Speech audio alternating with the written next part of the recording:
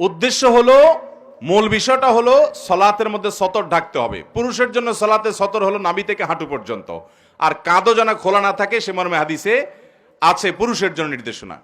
কিন্তু নারীর সলাতের জন্য তার সতর হলো মাথা থেকে পা পর্যন্ত, মুখমণ্ডল, দুই হাতের কবজি এবং পায়ের তলা, এগুলা ছাড়া তার পুরো শরীর তাকে ঢাকতে হবে। এখন যদি শুধুমাত্র একটা শাড়ি পরে মাথার উপরে ওড়না টেনে দেয়, অথবা একটা সাধারণ ওড়না পরে কোনো রকম টেনে দেয়, তাহলে গলা, তারপরে চুল, চুলের বড় অংশ, তারপরে মাথার কপালের উপর দিককার চুল, তারপরে এদিককার আশেপাশের অংশ, এগুলো দেখা যাবে কি যাবে না? অনেক সময় দেখা যাবে যে পেট পিটের অংশ দেখা যাচ্ছে, হাতের গোছা, এগুলো রুকুতে উঠা নামার সময় শাড়ি সরে যায়, এগুলো দেখা যাবে। তো এগুলো যদি পুরো নামাজে খোলা থাকে তাহলে নামাজ হবে না। আমাদের অনেক বোনরা জানে না, অনেক মহিলারা জানে না, অনেক মারা জানে না।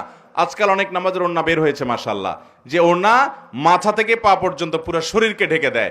ওইটার ভিতরে আপনি যদি তাদেরকে ওইটা দেন নামাজের জন্য, তাহলে ওইটার ভিতরে নামাজ পড়লে আর এগুলো কোনোটা খোলা থাকে না। তার ভিতরে এবার শাড়ি থাকুক, অন্য কিছু থাকুক, উপর দিয়ে ওড়না মাথা থেকে পা পর্যন্ত ঢেকে ফেললেন।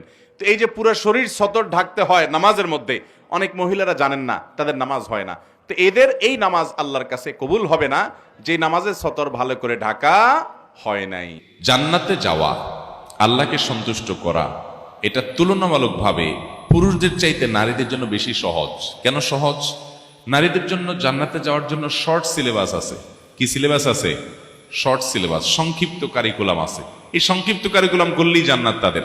নবী করিম সাল্লাল্লাহু আলাইহি সাল্লাম ঈমানদার নারীদের জান্নাতে যাওয়ার জন্য 4টি বৈশিষ্ট্য উল্লেখ করেছেন। তিনি বলেছেন, ইদা সল্লাতিল মারআতু খামসাহা, যখন কোনো নারী 5 ওয়াক্ত নামাজ আদায় করবে, 5 ওয়াক্ত নামাজ সময় মতো, দেরি না করে, ওয়াক্ত হয়ে গেছে, তারপর অন্য সব কাজকাম ফেলে রেখে নামাজ ধীর স্থিরতার সাথে সুন্দরভাবে কোনো নারী যখন আদায় করবে, ওয়াসামাত শাহরাহা, আর যখন রমজানের রোজা রাখবে, ওয়া আতাআত যাওজাহা, আর স্বামীর কথা যখন শুনে চলবে, এবং ওয়া হাফিজাত ফারজাহা, 4 নম্বর কাজ হলো নিজের লজ্জাস্থানকে হেফাজত করবে, কারোর সাথে পরকীয়া সম্পর্ক করবে না, কোনো রকম হারাম সম্পর্ক করবে না, ফেসবুকে, অনলাইনে, অফলাইনে, ইনবক্সে, হোয়াটসঅ্যাপে, ইমোতে কোনোভাবে কোনো পরপুরুষের সাথে হারাম কোনো যোগাযোগ করবে না, আল্লাহর ভয়ে নিজের ইজ্জতকে, সম্ভ্রমকে হেফাজত করবে।